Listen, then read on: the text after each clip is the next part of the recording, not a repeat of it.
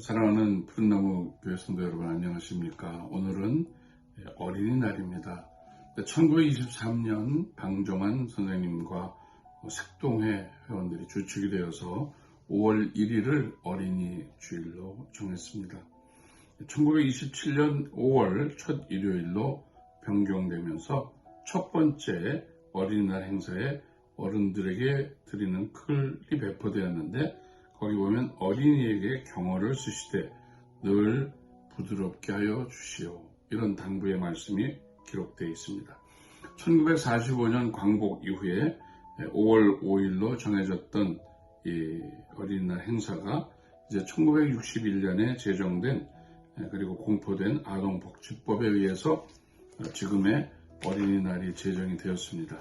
그 이후에 73년의 기념일로, 그리고 1975년부터는 공휴일로 지정이 되었습니다.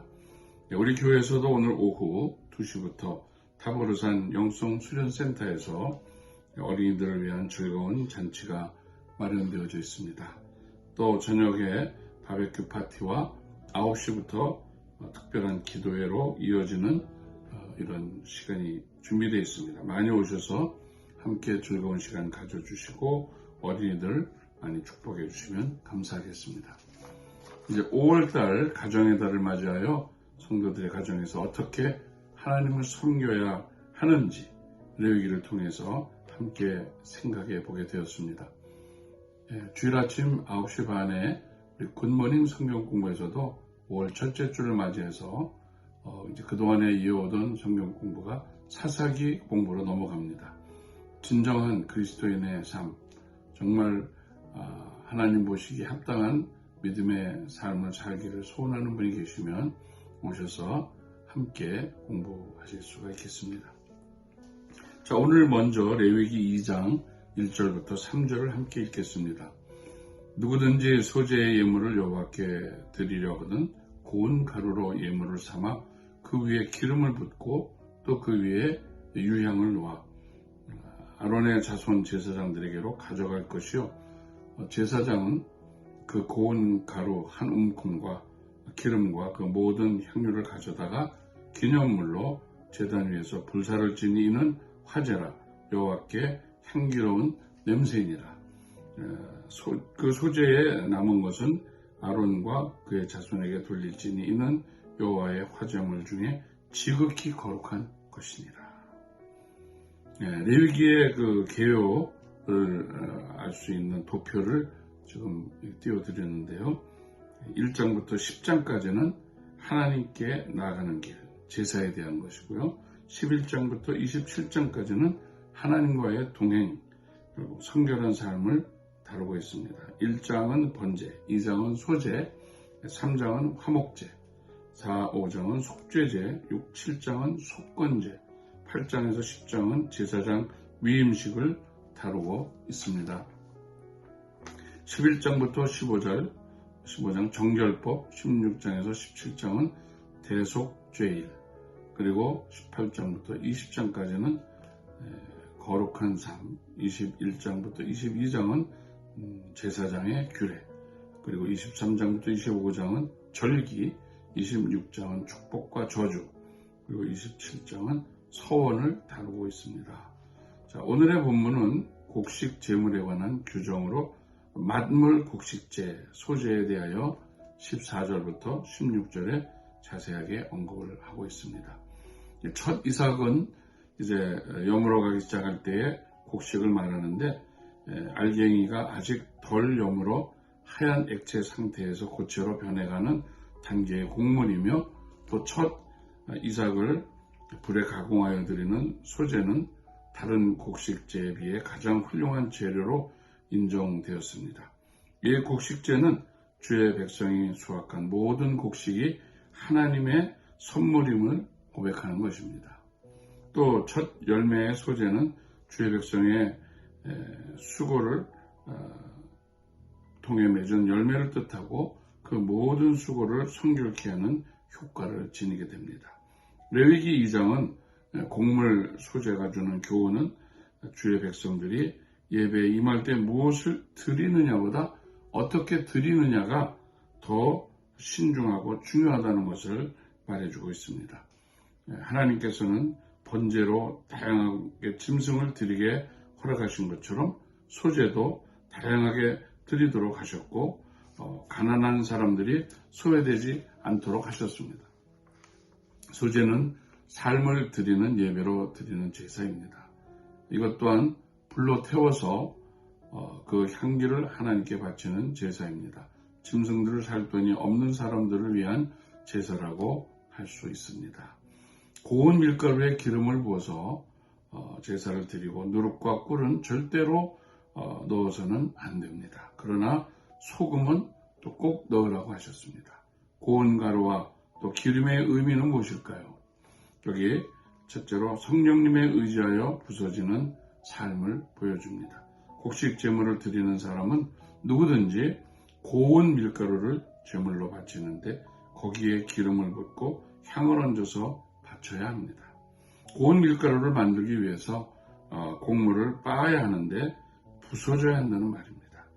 곧 기름은 성령을 의미하기 때문에 곱게 갈아지려면 성령의 도우심을 받아야 합니다.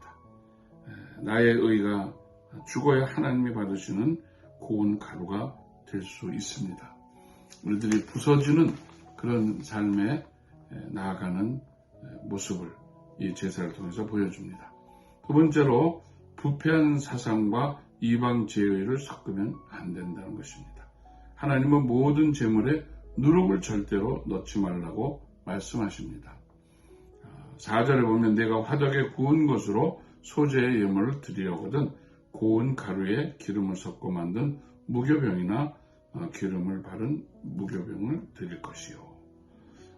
또 11절, 12절에 보면 하나님께 드리는 곡식은 어떤 것이든지 누룩을 넣지 않은 것이어야 한다고 말씀하고 있습니다. 누룩은 부패하게 하는 성질을 가지고 있습니다. 하나님의 백성은 부패해서는 안 되는 것이죠. 세상 사람들과 구별된 삶을 살아야 합니다. 또 꿀은 단맛을 내는 것인데 음식에 단맛을 첨가하거나 빵을 찍어 먹습니다. 꿀은 중독성이 있고 이방 제사의식에서 사용했기 때문에 하나님은 제사를 드릴 때에 꿀을 사용하지 말라고 하셨습니다. 이방 제사의식은 죽은 신에게 제사하는 행위이기 때문에 자기 만족을 위해 드린 것이지만 기독교는 살아계신 하나님께 드리는 제사이며 상처난 모습 그대로 숨김없이 하나님께 드려서 죄 씻음을 받고 회복의 은혜를 받는 것입니다. 세 번째로 부패를 막기 위해서 제물에 소금을 쳐야 합니다. 13절에 보면 내 모든 소제물에 소금을 치라. 내 하나님의 언약의 소금을 내 소재에 빼지 못할지니 내 모든 예물에 소금을 드릴지니라. 누룩과 꿀은 절대로 용납하지 않으셨지만 소금은 모든 제물에 반드시 넣으라고 명령하셨습니다. 소금은 첫째로 음식의 부패를 막아주는 역할을 합니다. 두 번째로 소금은 음식에 간을 맞추기 위해서 넣습니다. 소금이 안 들어가면 똑같은 식재료로 똑같은 조리 방법을 통해서도 만들어 놓은 음식이 맛이 없습니다. 이스라엘과 맺은 언약을 기억하고 한결같은 하나님을 신실하게 섬기며 영광을 돌리는 것이 살아있는 예배입니다. 세상과 구별되어 부패한 세상에서 소금이 되라는 뜻입니다. 그런 의미에서 소제는 삶을 드리는 예배입니다. 미리 고운 가루가 되는 부서짐의 삶이 요구되고 있습니다. 바울처럼 날마다 죽는 삶이 온전한 예배자의 삶인 것을 성경은 우리에게 강조하고 있습니다. 또 소금은 부패한 세상에서 부패를 방지하는 그런 역할을 하게 됩니다. 악취가 나는 곳에 썩어져 가는 곳에 소금이 뿌려져 녹아야 그곳에 스며들며 부패를 막습니다. 자, 오늘 레위기 2장 1절부터 16절까지를 통해서 우리는 한 세 가지 생각해 볼 수 있는 내용이 있는데 하나님과의 언약을 성실하게 지키기 위해서 첫째로 우리는 고운 가루가 되어야 합니다. 소재로 하나님께 온전히 드려질 수 있다는 것을 알 수 있습니다. 밀 한 톨이 기름과 함께 섞여 곱게 부서졌을 때 하나님께 올려드리는 최상급의 제물이 되는 것입니다. 두 번째, 우리의 삶에서 누룩을 제거해야 한다는 것을 우리는 알았습니다. 누룩은 순식간에 모든 밀가루를 부풀게 합니다. 가나안 땅에 들어간 이스라엘 백성들이 가나안 정복을 하며 전쟁을 치를 때 하나님은 그들을 진멸하라고 명령하셨지만 그들은 그렇게 하지 않았습니다. 성도의 삶에서 육을 제거하라는 교훈입니다. 세 번째로 우리는 세상의 소금이 되어야 한다는 것, 부패를 막고 또 방지하는 사명을 받았다는 것을 알 수가 있습니다. 또한 소금의 역할을 감당하는 그리스도인들만이 인생의 참 맛을 알며 이것이 바로 천국을 맛보는 삶인 것입니다. 올 한 달 우리 가정과 나 자신이 하나님께 올려드리는 소재가 되시기를 간절히 바랍니다. 샬롬.